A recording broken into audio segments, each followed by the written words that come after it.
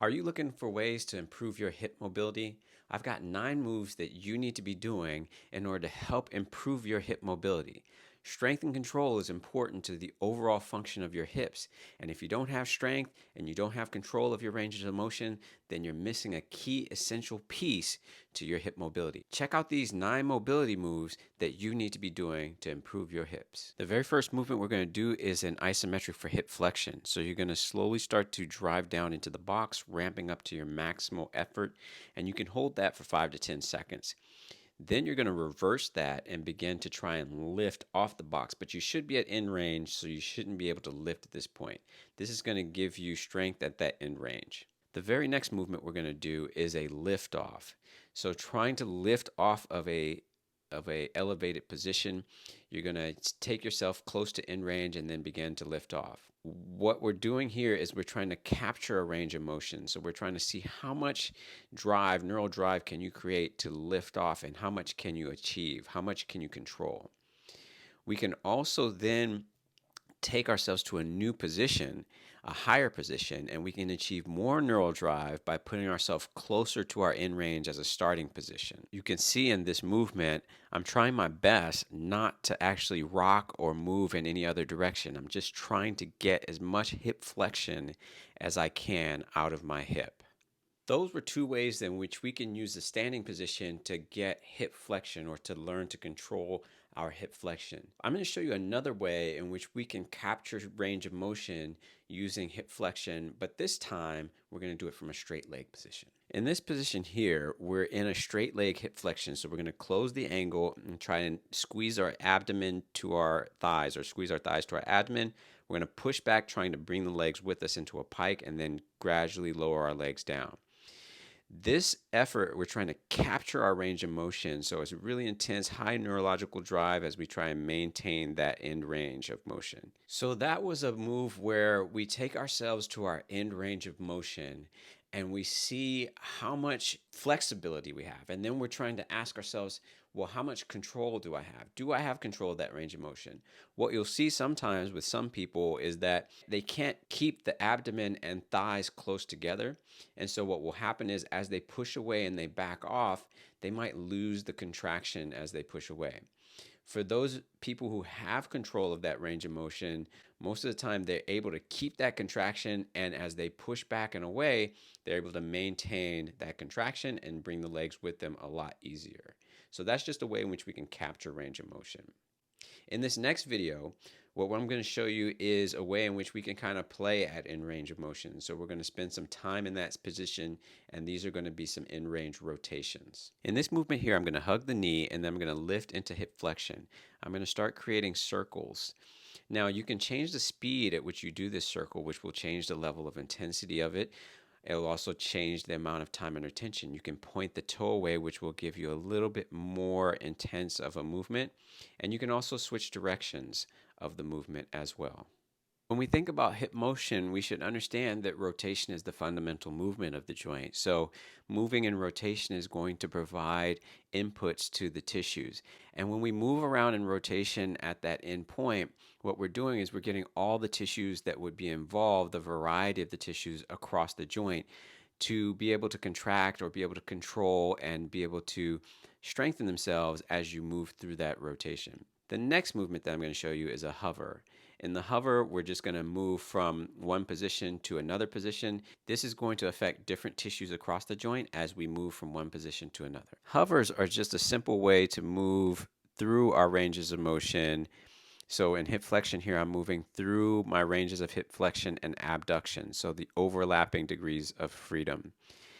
Here, what I'm doing is I'm increasing the intensity a little bit by giving myself a block to go over. Now, I can clear that block pretty easily, so that's pretty simple for me. But what we can do is we can change the height of the block, which will then give us another metric to utilize. We can change the position of the block as well, so I can move it further out, which would challenge my end range of hip flexion and abduction. Or I can use the final height of the block, or I can stack a bunch more blocks on top of each other. And as you can see, the intensity goes up as the block gets higher and I have to clear more space. Next up, what we're going to do is we're going to look at hip extension. The hip flexors are a very, very common thing that people have issue with, and the focus is usually on that. We know that rotation is fundamental, and I talk about a lot of rotational stuff throughout my channel, but hip flexion is probably the one thing that most people seem to have a lot of questions about and interest in improving. So hip flexion and hip extension are both opposing directions. And so we're going to take this next video and we're going to look at a way in which we can do end range hip extension isometrics. So here we are in hip extension here.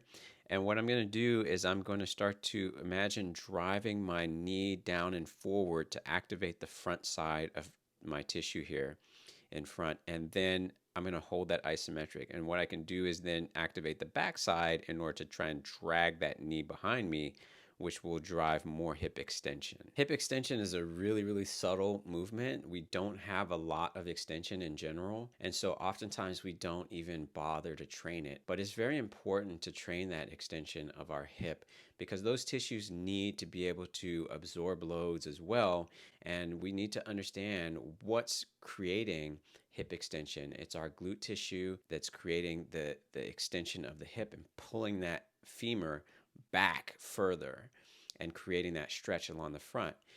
And if the tissue across the front of the joint is resistant to stretching, we can't really get as much out of that posterior tissue or that butt tissue that we really want in order to create full contraction. In this next video, I'm going to show you a movement that I like to use in order to load that front tissue or that hip flexor tissue a little bit while in extension. So kind of loading that tissue at length. Check it out. So here in this video, we're loading that front tissue. We're using a med ball. And what we're doing is we're slowly rocking forward, just trying to load as much of that front tissue as possible into extension. So I'm just using my front leg as a support. I'm not using it to do anything. I'm just kind of letting my body sink into that tissue. And I'm trying to use that back leg as a way of controlling the descent into the movement of extension. And then I can also drive out of that position as well, shortening, so in a concentric manner using the load. So what I'm going to do here next is I'm going to squeeze the glute as I go down and load that front tissue even more. If we're looking to take that movement and make it a little bit more challenging, we can do it from a standing position. So what you can do is you can squeeze that glute. Now you're in extension, and then we can try and load that tissue from a standing position. So you're squeezing the glute, trying to descend into that position there, and now we're trying to imagine that front tissue as it lengthens, it's loading as we go forward. So it's lengthening, lengthening, lengthening, and you should feel that load and intensity increase as you go down.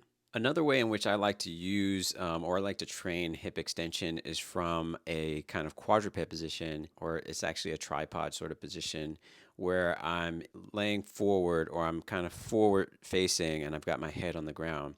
I'll demonstrate it in this next video, but it's a great way in which I can start to utilize the posterior tissue to try and pull myself into extension. So I'm trying to capture that range of motion in sort of a lift-off position and get a little bit more hip extension. Check out this next video as I show you how to do it. So we're gonna do hip extension from the floor here. I'm gonna take my head and put it on the floor, kind of create this closed chain for my spine, and then I'm just gonna utilize my glute tissue or my posterior tissue to try and pull myself into extension from here. Now this can also be done with a straight leg, which would then make it a little bit more intense than the bent leg position. And that's mainly because it's a longer lever arm, so you're more weight and it's further out from the body. And so it just creates that longer lever arm, which makes it a little bit more challenging of a movement for the hips. Next, what you could do is you could start the position, you could create the start position at a different height, and that's going to just increase the intensity.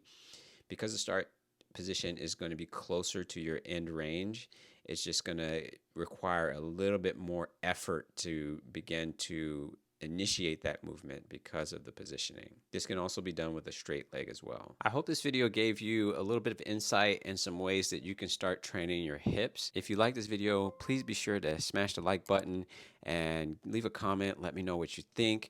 Also, be sure to subscribe to my channel so you never miss a post from me again. Remember, you can always find me on Substack. I've got a lot more content there. a lot more long form content, a lot more writing, a lot more things that you might benefit from.